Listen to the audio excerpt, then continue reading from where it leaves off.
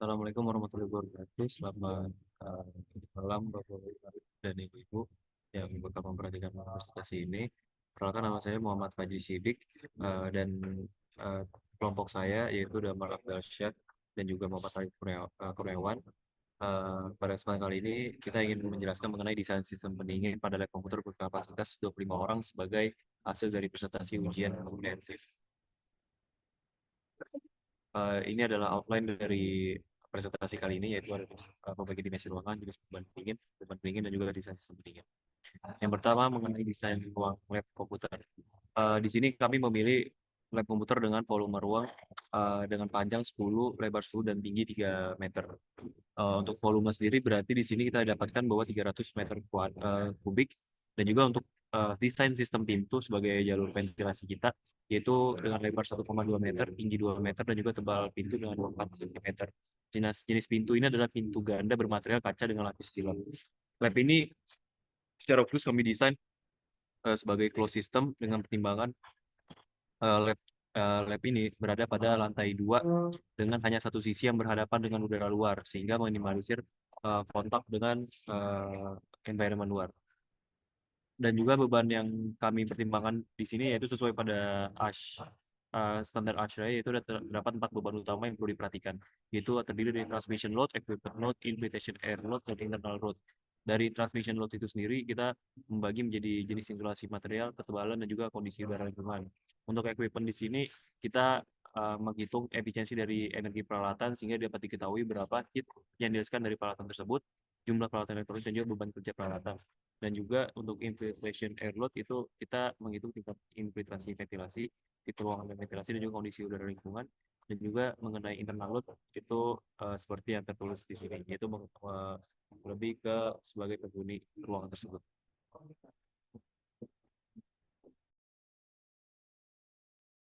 Selanjutnya saya akan bahas tentang transmisi load. Secara teknis, transmisi load itu lebih ke arah eh, panas yang dikirimkan dari udara luar ke dalam ruangan. Seperti tercantum, ini adalah dimensi ruangan yang dibagi 6. Kemudian temperatur ruangan kita menstel bahwa di dalam ruangan itu 20 derajat Celcius. Kenapa? Karena untuk menjamin bahwa sistem-sistem dan alat yang digunakan itu tetap dalam kondisi prima. Kemudian temperatur ruangan lainnya kita mengestel itu 25 derajat sebagai uh, dingin temperatur pada umumnya. Kemudian 32 derajat menggunakan status dari Universitas Indonesia, temperatur pada umumnya pada siang hari. Kita mengambil tingkat temperatur paling tinggi untuk mencapai peak load. Boleh dilanjut. Kemudian material dan insulasi ruangan. Ada 2 jenis material yang digunakan untuk utamanya, yaitu base-nya itu aerated concrete. Hal ini kita pilih kenapa? Karena dia itu ringan, tapi daya tahannya tinggi dan konduktivitasnya rendah. Kemudian sebagai insulasi, kita menggunakan polyurethane yang udah sering digunakan di berbagai industri. Kemudian untuk kacanya kita menggunakan coated glass. Sebenarnya ini ada berbagai keuntungan. Pertama, meminimalisir panas, memperkuat struktur kaca itu sendiri, dan juga untuk memberikan privasi, walaupun itu masih minimum. Untuk ceiling dan floor, kita menggunakan standar industri di atas 20 cm, kita menggunakan 25 cm. Tembok luar kita memberikan angka 30 cm, sedangkan untuk partition, untuk pemisah, hanya sekitar 15 cm. Untuk kaca sendiri, average industri itu sekitar 40 mm atau 4 cm. Bisa dilanjut.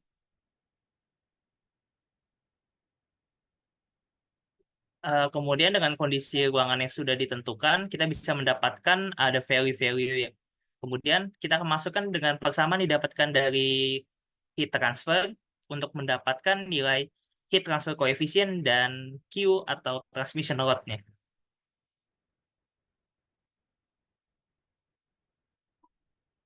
Dari sini kita dapatkan heat load dari setiap komponen. Ceiling dan floor sekitar 87. Dan kali ini kita melihat bahwa wall outside atau panas dari luar itu lebih kecil daripada lainnya, yaitu hanya sekitar 60. Partition lebih kecil lagi, 48, tetapi yang paling besar adalah dari kaca, 480, sedangkan dari tembok partisi ke luar, ke lorong, hanya 44. Kaca sendiri itu berpartisipasi terhadap 56% total transmission load. Transmission load sendiri sebenarnya dikarenakan kita menggunakan material yang efisien, ini hanya berpartisipasi sekitar 7,1% dari total load, dari seluruh yang kita hitung di lab komputer ini.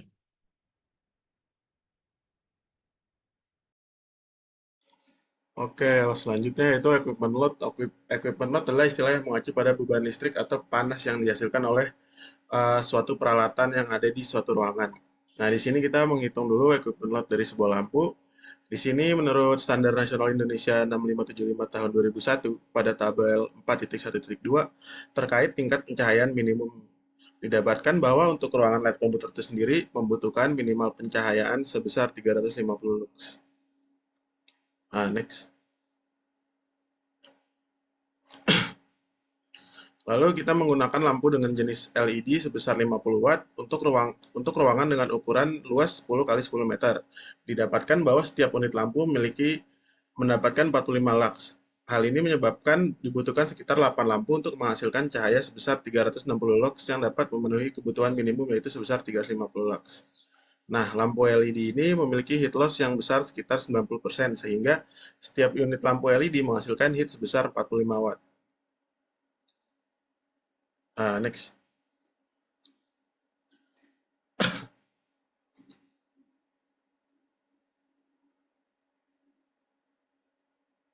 Halo?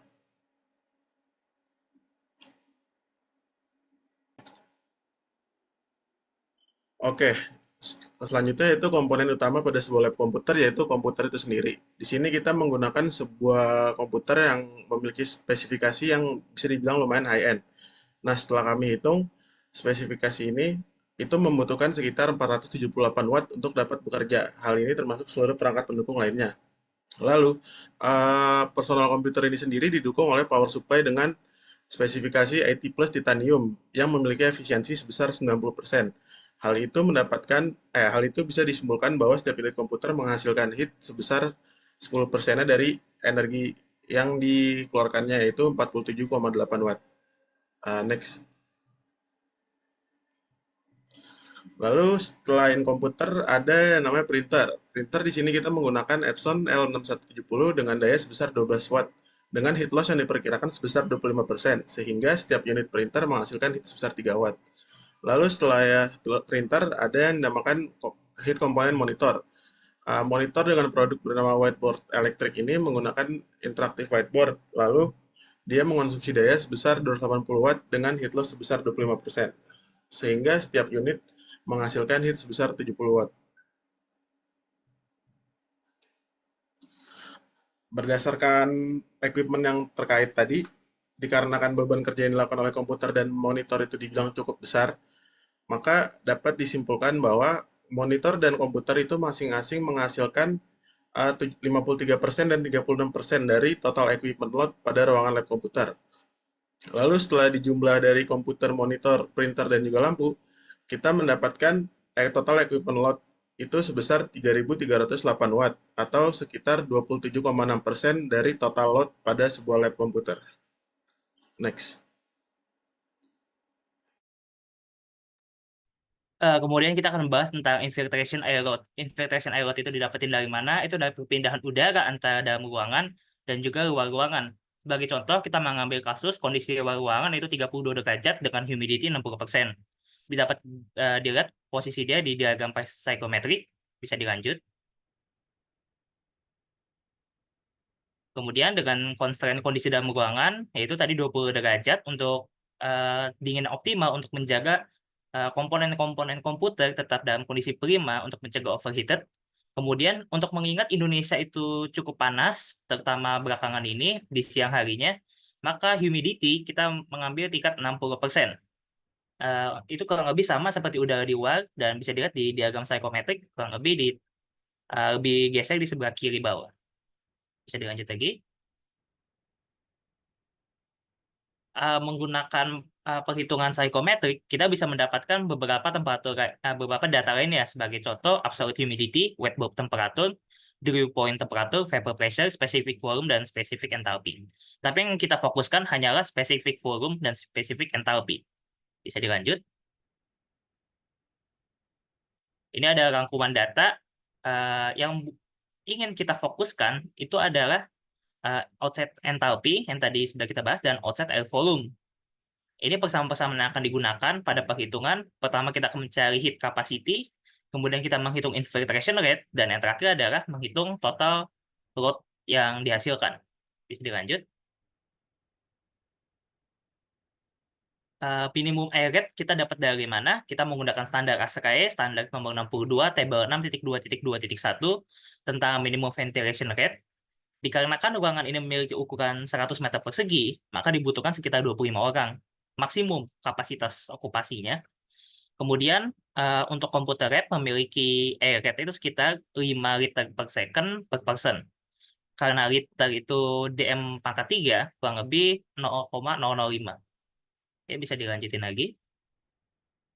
Sehingga didapetin heat capacity udara, yang kita cari adalah selisih. Karena udara kan bergerak dari yang panas ke dingin. Nah, karena itu heat capacity difference-nya didapetin sekitar 37.800 joule per meter kubik. Kemudian infiltration rate kita samakan satuannya 0,125 meter kubik per second. Kemudian joule per second adalah watt, sehingga total infiltration rate didapatkan itu ada sekitar 4.728. Total infiltration rate ini itu cukup paling besar dibandingkan data lainnya, sekitar 39,5%. Pada perhitungan ini, kita mempertimbangkan nilai seminimum mungkin, sehingga hasil perhitungan kenyataan dapat berubah. Hal ini disampaikan lebih lanjut di kesimpulan dan saran.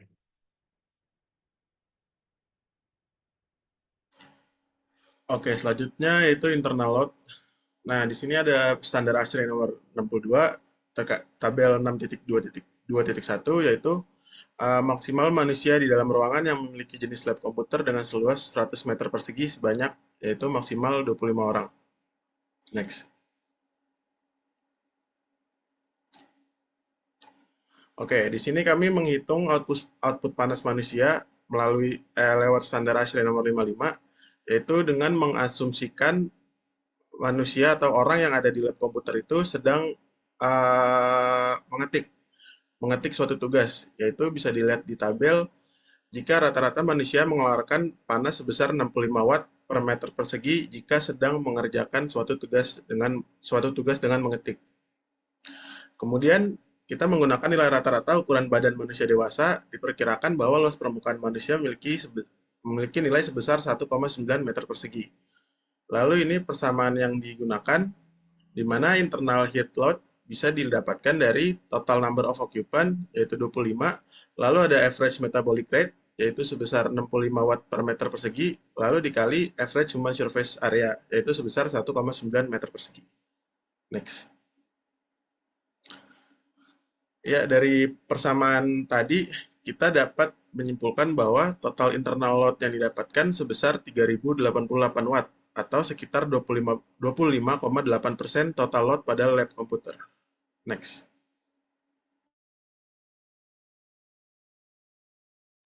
Dari sini bisa disimpulkan bahwa total yang didapatkan adalah sekitar 11.980,7 watt. Jadi kalau ditotalkan sekitar 12 kilowatt. Kita akan menggunakan safety factor untuk mengingat beberapa faktor lain yang tidak diperhitungkan, seperti bisa saja jumlah okupasi dalam ruangan lebih dari 25 atau pintu posisi dibuka sehingga sirkulasi udara menjadi lebih sering. Oleh karena itu, dengan safety factor 25%, total cooling load di sistem tersebut sekitar 15 kilowatt.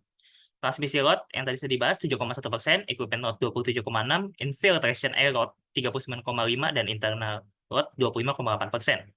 Bisa lanjut. Kemudian apabila kita mengkonversi ini, kurang lebih mendapatkan nilai sekitar 51.100 BTU per jam. Ini adalah kapasitas pendingin yang dibutuhkan pada sistem pendingin di ruangan tersebut. Kemudian kita memilih menggunakan sistem pendingin yang model ceiling mounted, bukan split wall. Split wall itu memiliki resiko terjadinya heat loss tambahan yang tadi sudah dibahas, yaitu dari infiltration air load, karena ada bolongan pada saat menghubungkan antara evaporator dan kondenser. Sehingga ceiling mounted itu lebih aman, terutama selisih antara lantai atas dan bawah itu biasanya terisolasi dengan udara luar.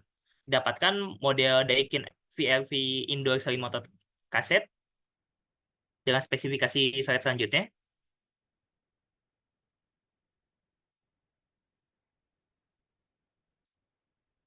Produk ini memiliki spesifikasi cooling capacity sekitar 54.600.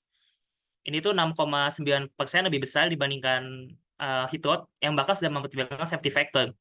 Dan bila tidak mempertimbangkan safety factor, itu 33,6% lebih tinggi. Ini kalau ditotalkan kurang lebih sekitar 16 kilowatt. Itu lebih tinggi 4 kilowatt dari tanpa safety factor yang tadi sudah diperhitungkan. Dengan dimensi yang cukup normal untuk ruangan 10 kali 10 meter, maka ini jadi analisa yang tepat dari pertimbangan segi desain, biaya, dan meminimalisir unexpected heat loss.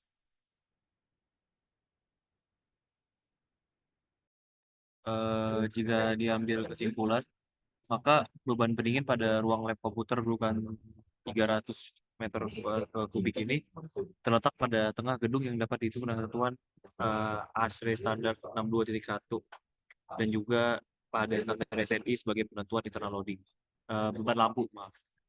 Dan juga beban panas ini dipengaruhi 4 faktor, yaitu transmission load, equipment load, infiltration air load, dan internal load. Beban paling besar di sini kita dapat pada infiltration air load. Dan juga total cooling system jika dihitung, maka total beban pendinginan yaitu sebesar 12 kW. Dengan menggunakan safety factor 25%, maka kita bisa mengambil safe system load itu meningkat menjadi 15 kW. Nah, dari beban pendingin ini, maka desain sistem pendingin kita akan memakai Daikin VRV Indoor Ceiling Mounted Cassette dengan kapasitas pendinginan sebesar 16 kW. Perhitungan menggunakan asumsi saran rekomendasi dari kami, yaitu perhitungan menggunakan asumsi ruangan bawah pintu selalu tertutup rapat dan perpindahan udara seminimum mungkin. Hal ini mengakibatkan kemungkinan total load yang sebenarnya itu lebih besar. Mungkin masih dalam batas lambang safety factor, cuman bisa perlu analisis lebih lanjut apakah hal ini bisa lebih atau tidak dibandingkan hasil perhitungan akibat excess infiltration air exchange. Sekian dari kami kelompok 20. Terima kasih.